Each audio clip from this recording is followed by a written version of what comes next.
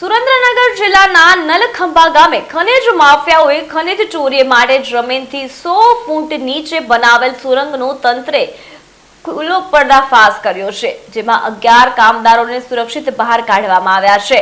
માહિતી પ્રમાણે સુરેન્દ્રનગર જિલ્લાના થાન વિસ્તારમાં ખનિજ માફિયાઓનું એક નવું કૃત્ય પ્રકાશમાં આવ્યું છે।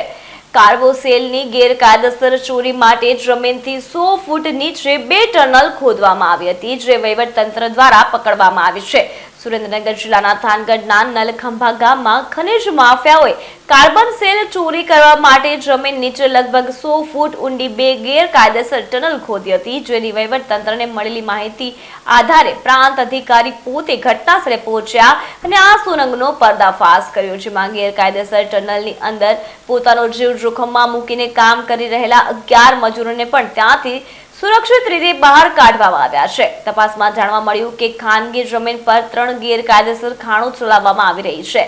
ઘટના સ્થળેથી ચરખી મશીન અને કાર્બોસેલ સહિતની અન્ય સામગ્રી જપ્ત કરવામાં આવી છે, જેમાં વહીવટતંત્રએ ખનિજ માફિયાઓ સામે કડક કાર્યવાહી શરૂ કરી છે।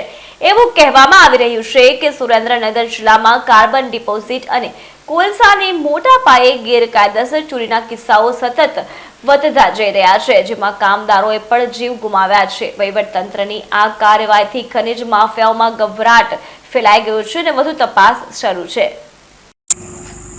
આજ રોજ અમારી નાયબ કલેક્ટર પ્રાંત ચોટીલાની ટીમ અને મામલાદાર થાનગઢની સંયુક્ત ટીમ દ્વારા થાનગઢ તાલુકાના નળખંભા ગામે આવેલ ખાનગી સર્વે નંબર 132ની અંદર કે જેના ખાનગી માલિક છે રઘુભાઈ જીવણભાઈ કોળી પટેલ, તેઓને ત્યાં આકસ્મિક તપાસણી કરતાં કુલ 3 કૂવા મળી આવેલ છે અને લાઈવ કૂવાની અંદર જે મજૂરો કામ કરતા હતા એ અંદર હતા અને એ તમામે તમામ 12 મજૂરોને રેસ્ક્યુ કરી અને બહાર કાઢવામાં આવેલ છે સહી સલામત રીતે।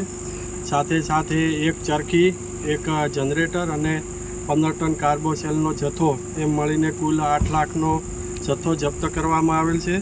તેમજ બાજુમાં આવેલ સરકારી પડતર જમીનની અંદર 2 મોટી સુરંગ મળી આવેલી છે અને આ સુરંગની અંદર પણ મોટા પ્રમાણમાં કાર્બોસેલનું ગેરકાયદેસર ખનન થતું હોવાનું ધ્યાને આવેલ છે।